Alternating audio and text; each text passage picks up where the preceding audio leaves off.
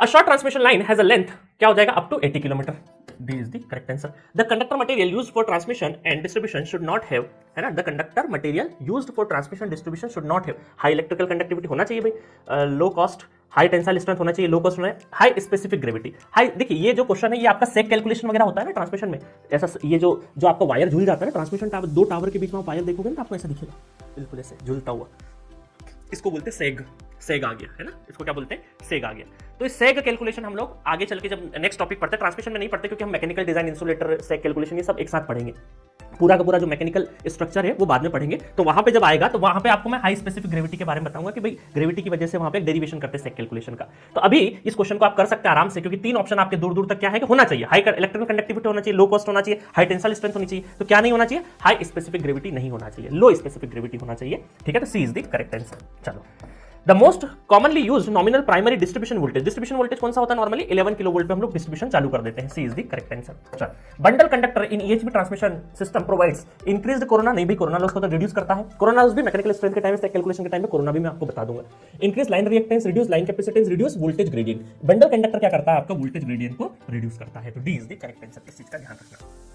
The conductors used for transmitting power must have following characteristics. It should have low value of specific resistance. It should be light in weight and not brittle. It should have low cost and high tensile strength. All options are correct. The conductor है ना, क्या होना चाहिए correct, देखो, it should be low value of specific resistance. मतलब resistivity लो होगी, मतलब conductivity ज्यादा होगी, सही बात है. It should be light in weight and not brittle, है ना, वेट उसका क्या होना चाहिए, कम होना चाहिए. और लो नॉट ब्रिटल, बहुत ब्रिटल मतलब कि अचानक से क्या टूटना, वो नहीं होना चाहिए. It should not have low, it should have low cost and high tensile strength. तीनों की तीनों बात सही है, इसका मतलब all options are correct.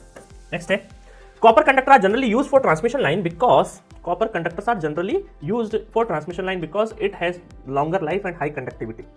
देखो, जनरली हम लोग एल्यूमिनियम और एसीएसआर प्रैक्टिकली यूज करते हैं, बट क्वेश्चन आ गया कि भाई कॉपर कंडक्टर अगर हम लोग ट्रांसमिशन लाइन में यूज करेंगे तो कॉपर की आपको विशेषता बतानी है. Require more insulator, require more support, it's strong enough to allow long span. ये सब नहीं होता है ना, स्ट्रॉन्ग लॉन्ग स्पान झूल जाता है, कॉपर तो और जल्दी झूलता है. Has longer life and high conductivity. तो एक ही इसके फेवर में जा रहा है, अदरवाइज तो हम लोग ट्रांसमिशन लाइन में कॉपर का यूज नहीं करते हैं, है ना, क्योंकि अब देखो हो सकता है ट्रांसमिशन छोटा सा कर रहा हो, 1 किलोमीटर का ट्रांसमिशन कर रहा हो, ये भी तो हो सकता है. तो हमें कॉमन सेंस भी लगाना है कई बार, नहीं तो हम अड़ जाएंगे सर कॉपर से तो ट्रांसमिशन होता ही नहीं, एसीएसआर यूज होता है, तो फिर तो क्वेश्चन छोड़ने वाला है. बट कॉमन सेंस लगा के हमें ऑप्शंस तो पिक करना है ना, तो इसके लिए बेस्ट सुटेबल जो है ऑप्शंस वो है has longer life and high conductivity. तो ए इज द करेक्ट आंसर. देखिए क्या होता है ना, गेट हो गया या जो रेप्यूटेड एग्जाम बार हो गया, इसरो हो गया, इनमें कभी भी कॉन्फ्लिक्ट वाला क्वेश्चन नहीं आएगा. बट जेई लेवल में क्या होता है, कहीं से भी क्वेश्चन उठा के पूछ लेते हैं.